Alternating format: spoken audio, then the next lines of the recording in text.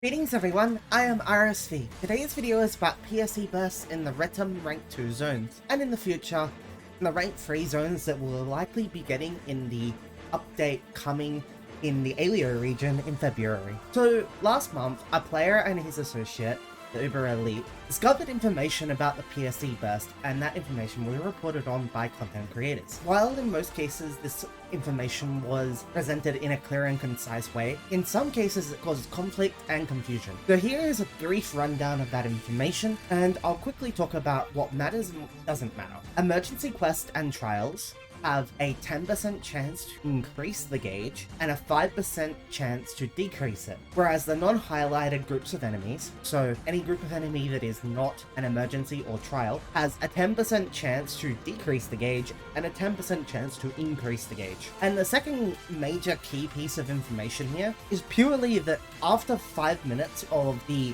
lobby host being in the lobby, the gauge can no longer decrease, meaning the prior point is irrelevant after 5 minutes. However, the prior point is debatably irrelevant in the first place. If there is a boss in the trial quest, the trial quest will take longer to kill than random groups of enemies. So it is debatable whether or not it is worthwhile actually regarding that information, period. And it is still up for debate until we get concrete evidence on which strategy works better, and we can test that via repeating these strategies as a team or as a group, but we'll have to wait until then. But why is strategies important? Why should we optimize our run? Well, one big reason is consistency. You're not there in Retem Olnolf or Lower McKee to do nothing. You're there to grind. Obviously, you want that grinding to go smoothly. Obviously, you want it to be done as quickly as possible. That is the goal of a grind. You don't want to be there unnecessarily for extra hours on end. No one does. Especially if you're like me and you're more hard content orientated, like the purple trigger. But we're forced to farm these rank 2 zones to do the purple trigger. In other games, such as World of Warcraft, communities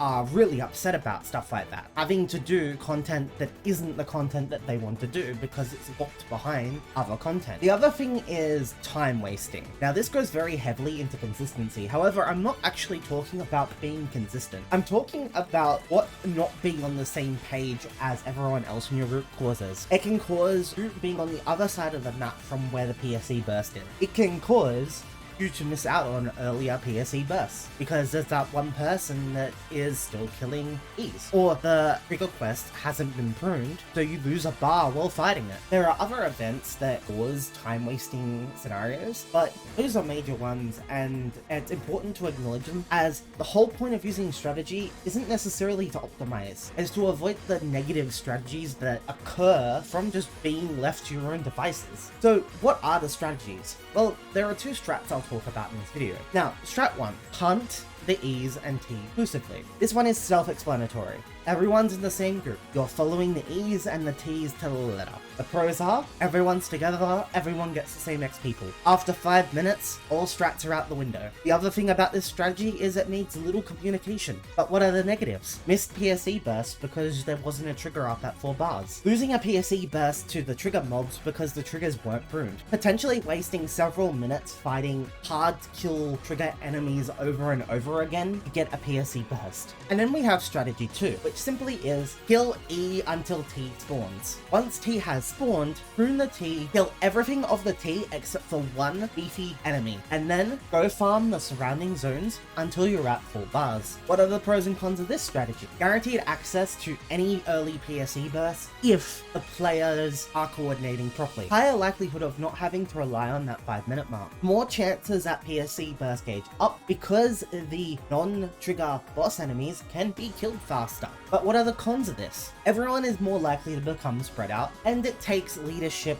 to organize this and activate it, as well as people listening to that person in the lobby. Now, I honestly think that strategy 2 is the better strategy here. The reason for that is purely based on merit. Usually things that take more coordination to do usually end up being the better strategy. There is some cases that the simple option is the correct option. However, in this case, RNG is involved, and it is hard to say for certain which one is better. Personally, I would go for the more coordinated approach myself. Why? Because I like leading and I like putting together strategies and preparing my groups and people that I run into to do those strategies. It is enjoyable talking to people and conversing with them and answering questions if people ask. And this is why I suggest if someone wants to take up a leadership role and they are willing to be nice and explain why they want to do it their way and why that what they're suggesting is a good idea, I think people should be more willing to listen and not immediately assume that person is trying to be toxic. Organizing public groups is not toxic, not inherently anyway. Being efficient isn't toxic either. Being efficient is improving everyone's playtime. So please consider helping someone who is trying to lead by encouraging others to follow what they're doing, by asking questions to explain the questions on people's minds, and just listen to them. Give them the chance to be a nice person. Don't immediately attack them and cause them to be defensive out the gate, because toxic behavior is barring avenues of play and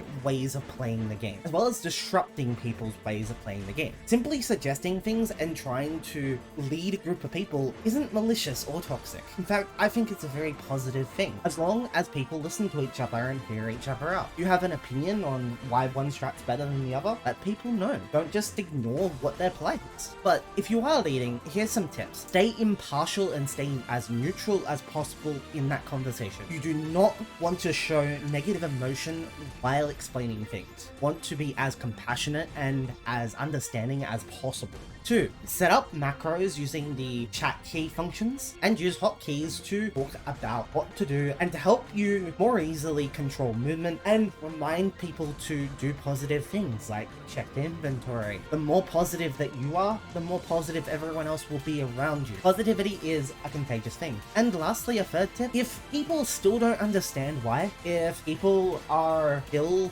asking questions, be nice and explain further. Don't get stressed out over it. Sometimes people like to know. Maybe even direct them to this video. I have been RSV. I hope my video has been helpful to you. If you would like more advice, here are some of my other guides. Otherwise, I will see you next time.